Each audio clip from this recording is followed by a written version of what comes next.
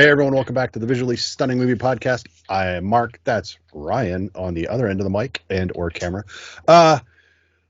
This week's big release. We're right in the middle of a huge run of big releases. This week's big release is Shazam: Fury of the Gods. Now I don't know if this week's big release will take number one. It just feels like we've just having this turnover the last few weeks of number one movies. But I don't know if it will, because Creed is still out, and there's a lot of good stuff still out. So it's I think it needs to. Do you mean needs to for the box office or needs to for itself? For itself. Then hold that thought, and we're going to get to that, because I think that is a vital part of this discussion.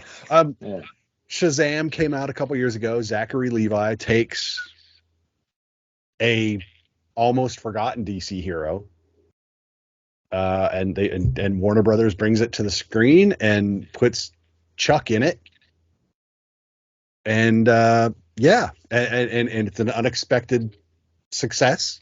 I think it made $366 million at the box office, which for what it was a huge thing. And we get a sequel. Now, the first movie I enjoyed. I think we both enjoyed it. It was this weird. I think I said something along the lines of it was a weird counterpoint, or a welcome counterpoint to the heaviness of the DC universe at that time. No, absolutely. Yeah. We were deep in the grips of, I think, Restore the Snyderverse. All of that happening, that build up happening. And it was very dark. So we got Shazam, and good, wholesome family fun. Some great performances, just a fun movie. And it did have a dark edge at times. I mean, there was a certain element of that needs to be there, of danger or whatever, however you want to put it. So it wasn't so fluffy that it didn't have stakes. But it was lighthearted enough to be something different, and whereas a lot of superhero films recently feel like they're aiming for the older end of the PG-13, if not R audience, that this one was kind of catering more to the younger side of that, which is quite frankly where the Superman films of the 80s, and a lot of even the early Spider-Man films and things, that was where they were focused. It wasn't really until Nolan, I think, kind of brought in a new edge to comic book movies, that things that kind of went towards the opposite end of the PG-13 spectrum. This one, Shazam, felt more like a comic book. Than a superhero movie. Yeah, for kids or family. It wasn't like, it wasn't a film that you were supposed to overthink and analyze. It was something you sat down, you were entertained by, you laughed at the jokes, but you obviously, the story deals with kids that have been cast aside in the foster care system. So there's still stuff there that grounds a lot of the characters in this, but because it is about kids, even though they transform into or change into adult version superheroes, ultimately they're still kids. And I think because that was the focus, it's different. It just is. Things that matter to kids are radically different than things that matter to adults, and we all know this as we grow up. So it kind of reflected, the audience is reflected by the material, or or the way around.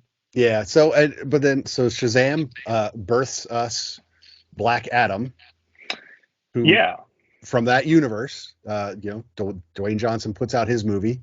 DC undergoes some stuff and is still undergoing some stuff, but they greenlit Shazam: Fury of the Gods, and we get Shazam 2.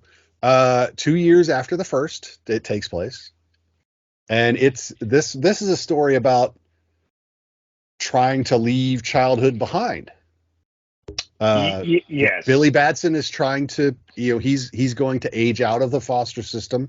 Mary has already aged out of the foster system. Even our villains, there's a lot of kind of growing up out of your family kind of action going on. Yeah. At least for one of them.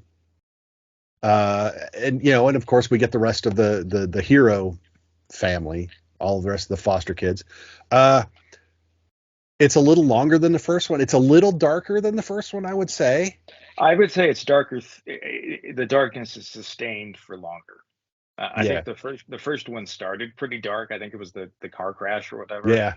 And so that one started in a dark place and kind of worked its way out. This one, I think the darkness is a little more even. But when we say dark, again, it's relative. Yeah. And so maybe we're talking mid-period Harry Potter film dark. Yeah. Rather than then it's not the Dark Knight dark. No, it's not. It's still relatively superhero, traditional superhero sort of thing. It's definitely a soft PG-13 sort of film. Yeah, and that's okay. I think we've said that multiple times. Yeah. That there's nothing wrong with having a film that's just fun. No, and I think, in fact, as we go into this, I think that as a reviewer and watching this film, and being someone who I would personally never write a Shazam film. It's just not. I would look at it and be like, no, you really should ask somebody else. I mean, there are aspects of this story that maybe I can do, but there's also a lot that I just don't think I could do that. Yep. So there were times in this film that there's a particular choice that's made in this film that I, from an artistic standpoint and as a critic standpoint, completely disagree with. But as I thought about it and thinking about what Shazam is, or at least is what they've established it as, and the space that it occupies, it couldn't make what I would consider the right choice. It had to make the choice that it made because of where it exists.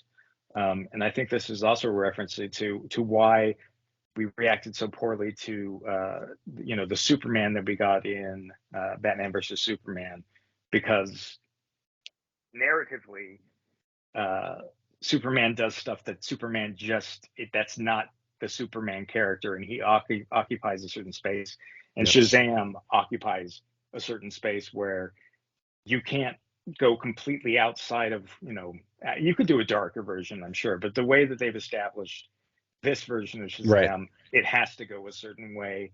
And for it to go a different way may be a better story or artistic move.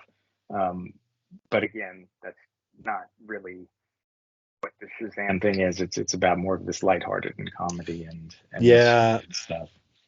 So in this one, in the first film, we had our single villain. This time we get the Daughters of Atlas. Yeah, a trio. A trio led by Dame Helen Mirren, Lucy Liu, and Rachel Zegler. Last seen in Spielberg's West Side Story.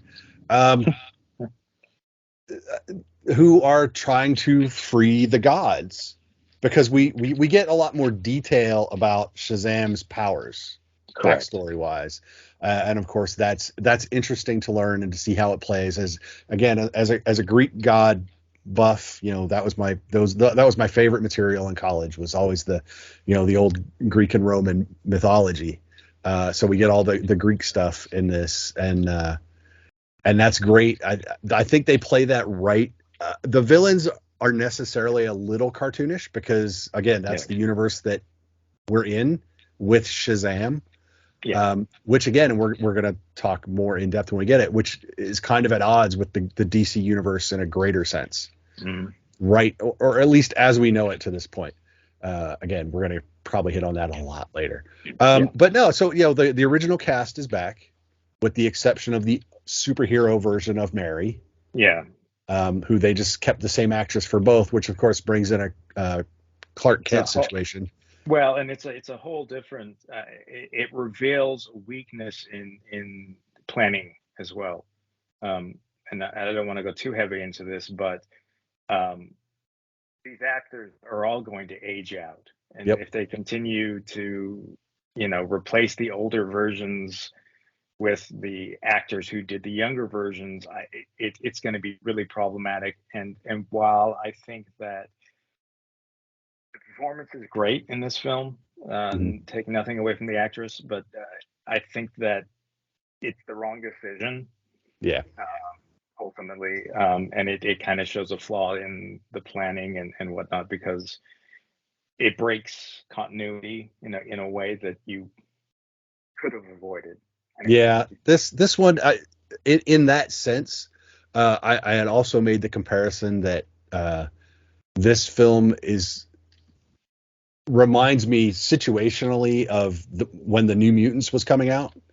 Yeah. And the lead up to that, and how there was all the talk of the reshoots and then no reshoots, but there was a lot of aging up of the actors that negated the ability to do reshoots. And so in terms of Shazam, yes, all of these young actors are great, but it does kind of limit, or at least really influence, how you can move forward with this cast of characters, if not the actors. Yeah, and to be, like I think Grace Caroline Curry is the actress, and she is absolutely fine.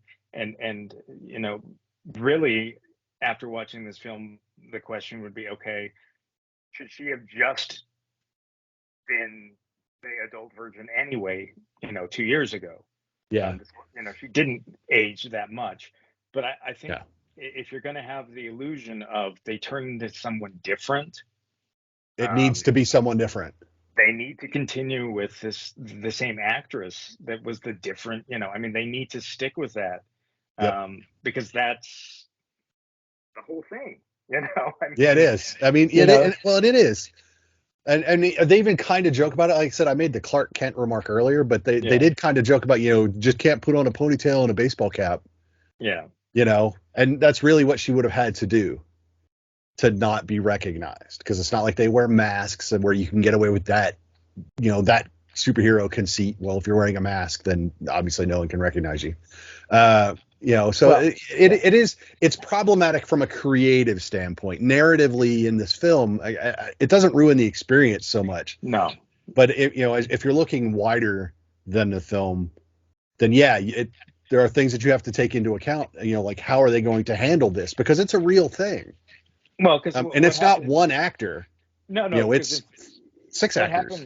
What happens when Asher Angel, who's the actor that plays Billy Batson, what happens when if they do a film and he's 25? Does he still transform into Zachary Levi? No. Does he? But in a way he has to. Regardless. And I know that isn't exactly how the comics, but for the film that they're making and the way that they've established the universe, Zachary can't be replaced by Billy when whatever. It just there has to always be that distinction between the two. Yeah. Otherwise, it's like, well, who is he now? Unless he's going to be Shazam all the time. And which is just weird. That's a completely different thing, which I guess you can do that. But, the whole thing is a kid turning into an adult is the kind of the shtick that they're going with and that they're pushing. Yep. So go all in and do it and be consistent with how you're going to do it, or what's the point? Like I said, so in the case of this movie, it's not a big deal. But again, in the larger sense, but we're talking about Warner Brothers and DC, and right now, in a larger sense, is a lot of what we're talking about. With that, or not knowing what that larger sense is. Exactly. Because I would be remiss if I didn't, and I talk about this in my written review, but it's hard for me to know how much I should care about these characters and how much I should invest in these characters and these versions of these characters and these actors as these characters when I have no idea if they're ever going to do another film again, or if they're going to appear. If it's going to quote unquote matter. In 2 years or 3 years. And it's unfortunate that I can't just, because when you're part of a bigger thing, which is what this is part of a bigger universe, you can't help but see the entire universe, and it's hard to go, well, it doesn't matter because it's just this, if they tell you it's confined, I guess you go in with a different, but the fact that Warner Brothers has been so back and forth on whether Shazam is, part of the big universe or not, and they, and the whole fact that you actually had a film in Black Adam that takes place in the same universe but doesn't really acknowledge that it takes place in the same universe. There's been this sort of, okay, so which of these franchises are actually real? Right. I mean, or connected, or I guess we would just like to know where we're supposed to be looking at these things, because we can look at, the Batman films that are out and go, those are separate. Yep. We're not trying to connect them to anything. But when you have this ambiguity about where the film fits into, and I think where it once fit, it might have radically changed, in the past few months, where it fits in, it doesn't fit in, or whatnot. And so I mean, that impacts the way that I watch this film, regardless. It does, which is sad, because in a vacuum, it's another entertaining superhero romp, in the vein of the first one. Yeah, and I think to that end, it's absolutely watchable.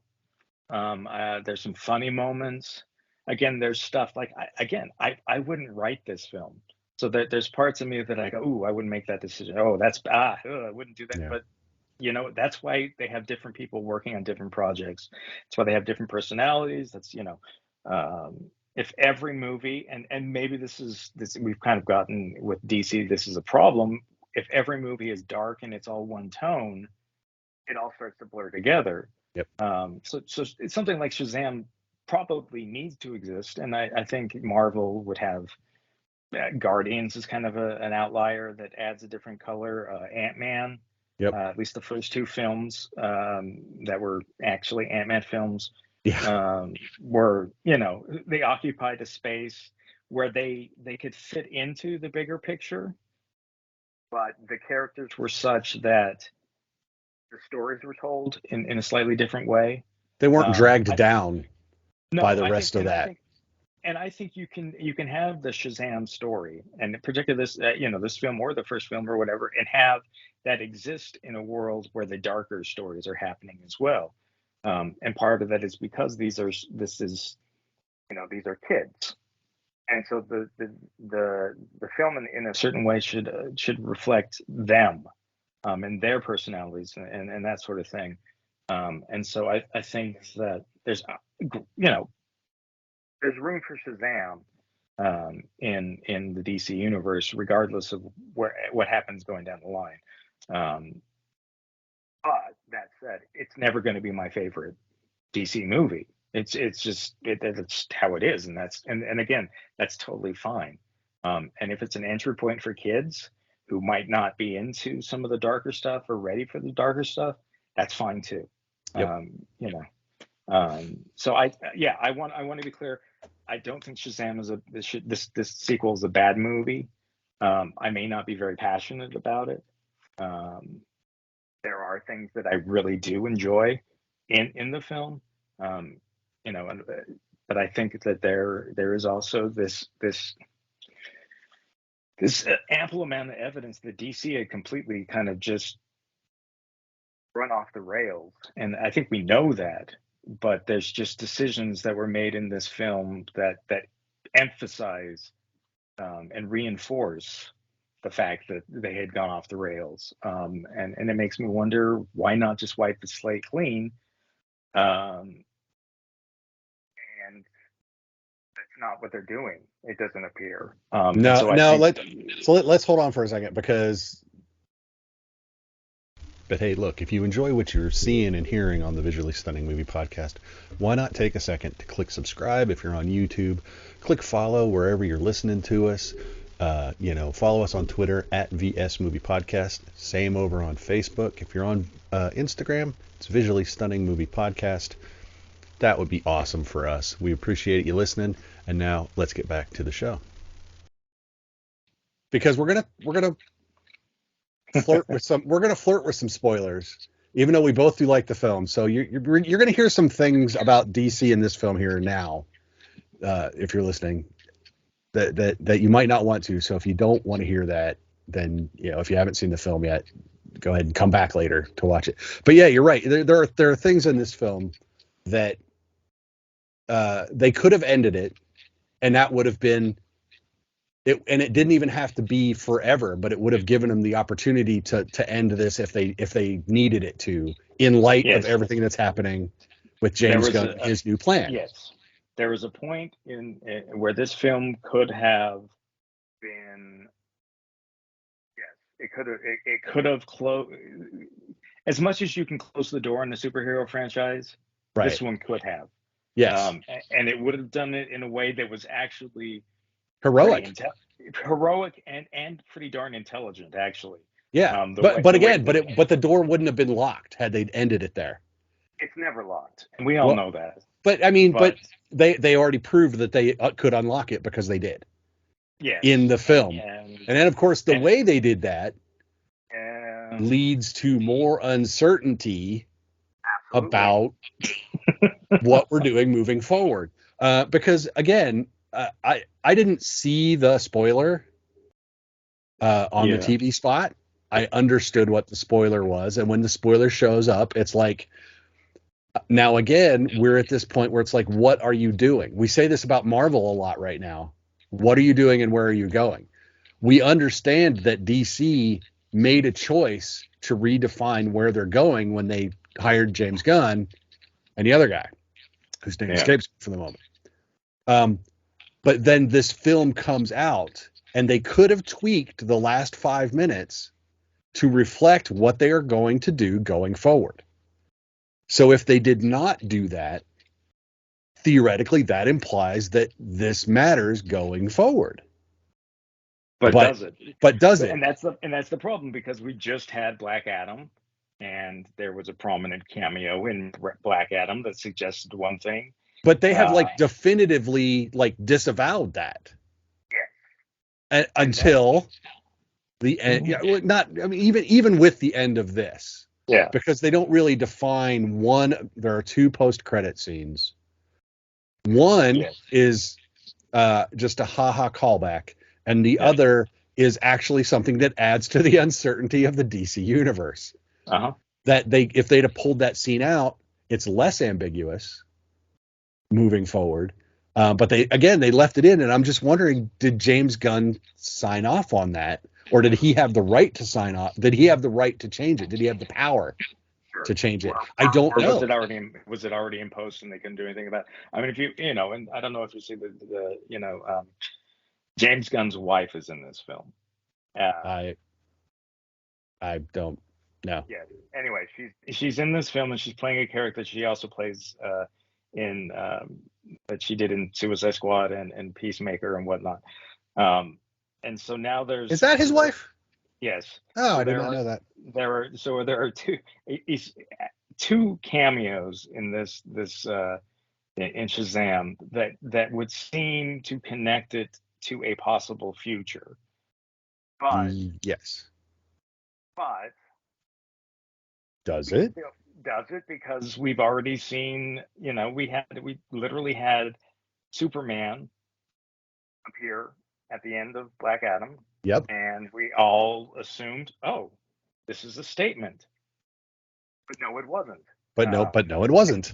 And we know how all that played out. So I think we're just in this really bizarre place with the DC universe where it would just be nice for them to, for once and for all, say, this is canon, this is not. And I guess, right now their answer is the Flash will make everything. And that's what I was going to say. We have to assume that the Flash in July or June or July is going to sort it out. But they have to also understand that that's problematic in the sense that we don't even know if the Flash in its current form is going to, if that is going to carry on. Right. Does any of this matter? Does anything that we've already seen and or at this point, is it really just the Suicide Squad? Is that the only thing that we can count on that because that's James' film? Is that the only thing? Well, and that I was going to say, now we talk a lot about this stuff, and it's weird, like you know, Joss Whedon never ran Marvel, but he did a lot of what he wanted to do. The Russo brothers never ran Marvel, but they did a lot of what they wanted to do, and it felt like they were running Marvel for a long time because they were kind of steering. They were the bowsprit. They were doing the big films. They were doing the bulk of the heavy lifting, as it was, and everyone else was kind of filling in the details. So James Gunn comes over to run DC, announces a bunch of things, says we're going to do a Superman film, then says, yeah, I'm going to write it, but I'm not going to direct it. And now he's going to direct it. And with the cameo in this film from Suicide Squad / Peacemaker, the cynical bastard in me is just like, I don't know how I feel about that. Well, let me put this. There seems to be a thumb on the scale. There may be, but I would, in his defense, she's a good actress. She does fine. She's not a major role in this. Well, yeah. Well, I'm not even talking about her. I'm just talking about what that implies. Well, sure. But I guess my take on that would be, it's his universe. He's perfectly welcome to do whatever he wants to do with it. But is this going to be the DC universe or the James Gunn universe? Well, and that. Because right now, the only things based on what we have that are moving forward are the Suicide Squad, Peacemaker, and his Superman movie. Yeah. And it's like, well, that feels oddly convenient. Well, okay. Again, that's the cynical bastard in me. Okay. But the counter argument to that would be, that's why they hired him. Because of his, intimate involvement with these films and his hands-on sort of thing. That's why, and right or wrong, Zack Snyder was doing a similar thing. So we can say, have they learned their lesson? Is this going to be another mistake? Did they need someone? And maybe this is where, it's not just James Gunn doing this all on his own. Maybe this is where that factors in. But yeah, there is certainly a debate on how is the best way to move this massive franchise, and how to move it forward, and what's the best way to do it. And there's going to be a lot of second guessing if 4 films into the James Gunn DC, we're nowhere better than we were with what we already had, and that is it's a possibility. James Gunn could fail at making DC into whatever whatever it is, a functioning, well accepted, established universe with a cohesive story, which is what it essentially lacks at this point. Something where they're committed to characters, they're committed to story arcs. Marvel at the moment is kind of wandering into, we need to establish what the next story arc is, and that's part of the problem they're going through. Is just, okay, what is this next phase, and what is it? What is the end goal? Because we know that it's nice to kind of have a trajectory. Not everything has to follow that specifically, but an overall picture. If it's a big picture, it's nice to have a clue on what that big picture is, because otherwise, how you put the puzzle together? Anyway, but yeah, it's quite possible that what James Gunn is doing won't work, and that it will fail, and that he's a really great director when it came to Guardians, and he did a better version of the Suicide Squad. But yeah, do you really? Yeah. But does that mean he's going to do a great Superman movie? Well, I don't know. We'll have to wait and see, and it's quite possible that he doesn't. And that's just because certain people are more, I don't know, inclined to make certain, there's certain, it's like me saying with Shazam, I would never ask me to make Shazam. Like, I would look at it and say, no, you probably really should get someone, maybe I could co-write aspects of this, but you really need to get someone who understands the character and the humor and the some of that stuff. Because even as a teenager, I wasn't that. that's not my teenage, I mean, that wasn't who I was necessarily. I mean, the outcast aspect, maybe the certain things, but generally speaking, I'm not in this movie much, No, or in the Shazam movies very much. Yeah, with it comes to Shazam, I wasn't a foster kid, but yeah, I was totally in this movie as a kid. So no, so Shazam, it's worth watching. And last point on James Gunn and his Superman movie. Let's not forget that he produced a movie that I actually enjoyed, but that a lot of people really, really hated, and that was Brightburn. Yeah, which everyone saw, of course, as this dark alternate Superman. Yeah. So it will be interesting to see what his script for Superman looks like, because I'm fairly certain that even though Brian Gunn helped write that script for Brightburn, I'm sure that James had some fingers on it. So it'll be interesting to see.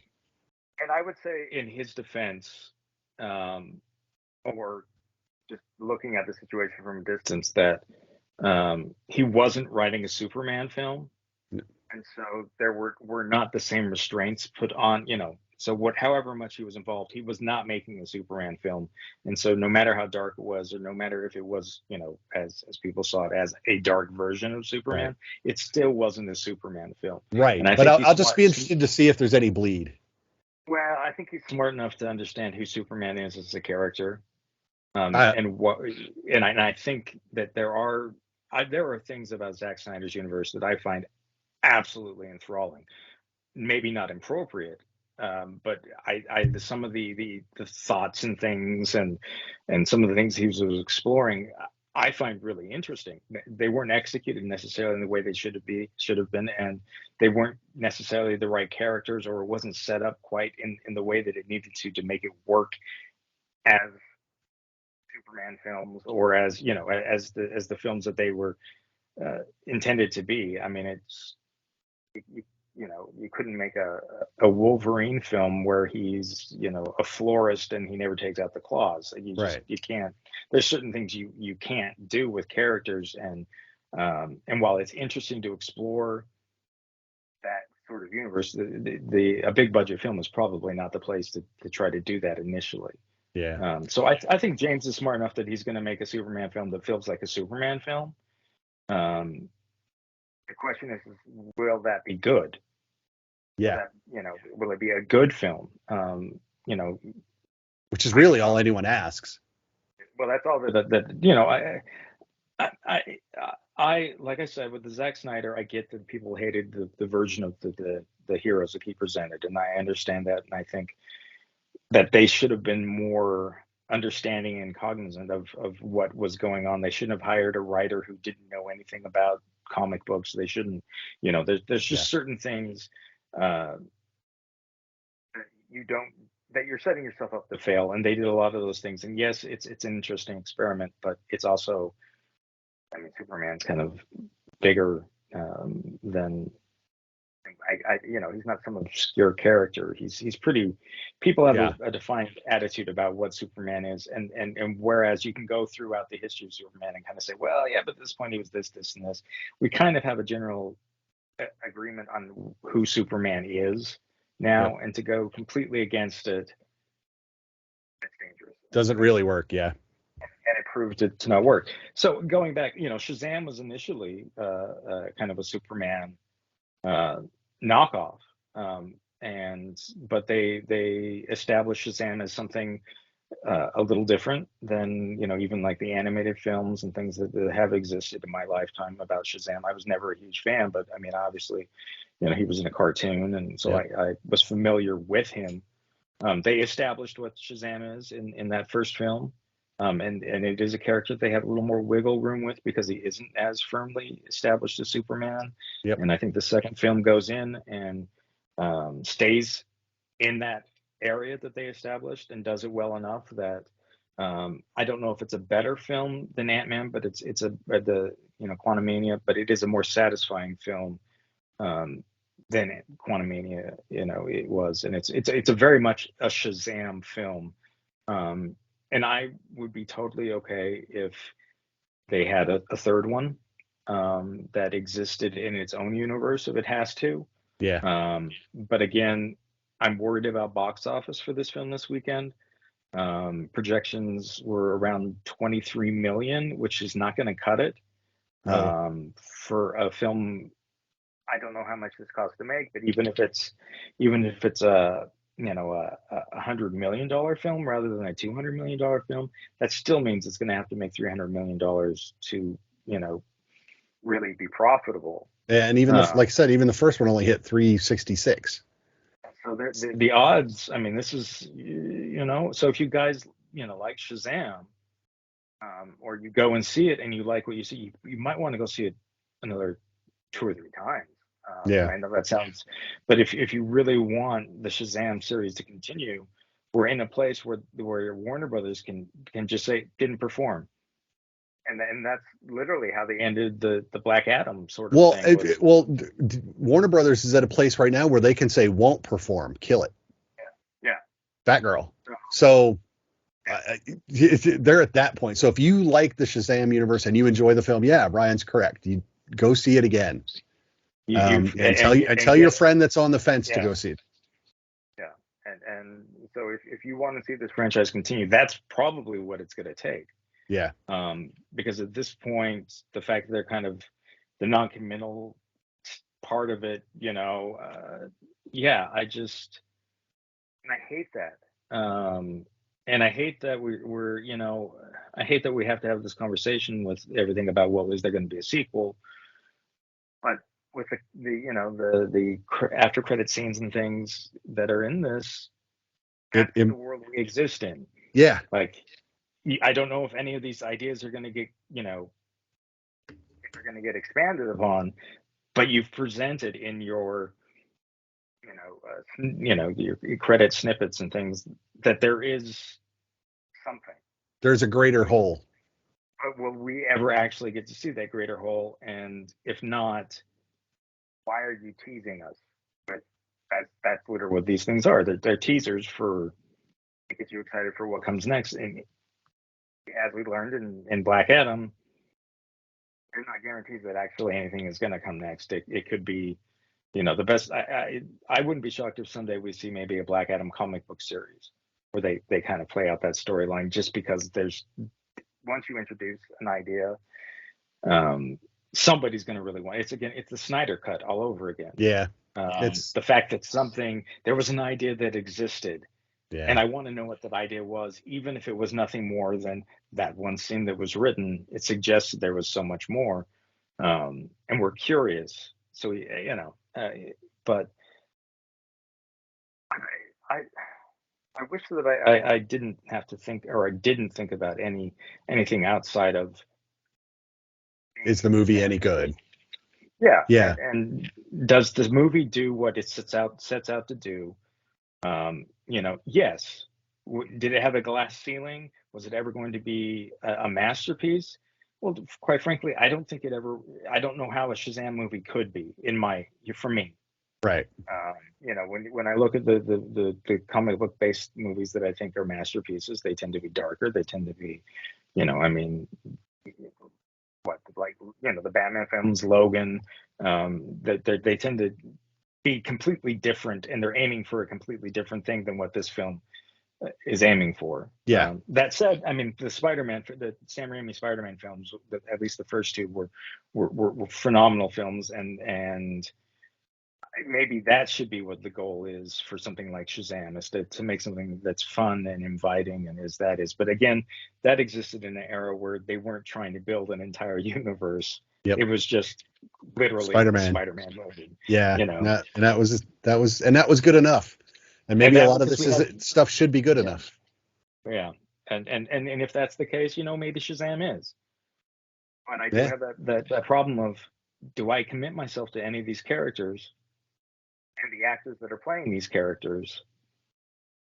I don't know if I love fandom. I love being invested.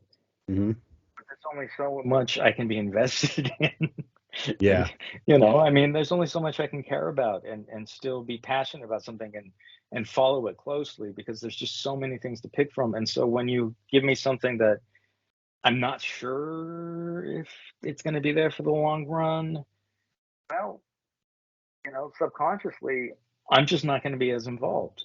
I'm just not going to, latch on. And again, it goes back to that casting thing with the kids and them being adults. And it's like, okay, so who's going to play who in the next film? And obviously, recasting happens all the time. We saw it in Iron Man. We saw it in the Batman films. It happens. But there's always that part of you that says, man, I kind of wonder what it would have been like if they stuck with actor A rather than actor B. And then this Shazam takes it to a whole new level where you literally have actor A1 and actor A2. And are you getting anyway, it's a thing that they I think they should have figured out before they got to this point. And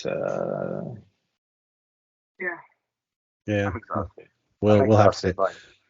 It is, yeah, right. So there you go. That is Shazam: Fury of the Gods. Opened today. Check it out if you were a fan of the first one. If you like it and you want to see, if you want to have a shot at seeing more, see it again. Take your friends. There you go. We've got other stuff to talk about, which we will be back to. So stick around and watch for those to drop. There's a lot of movies coming out in the next 2 weeks, and another one that opened today that we're going to talk about in another episode. So. Till we talk to you again, I'm Mark. That is Ryan. Bye, Ryan. See you guys. Take it easy. We'll talk to everyone later.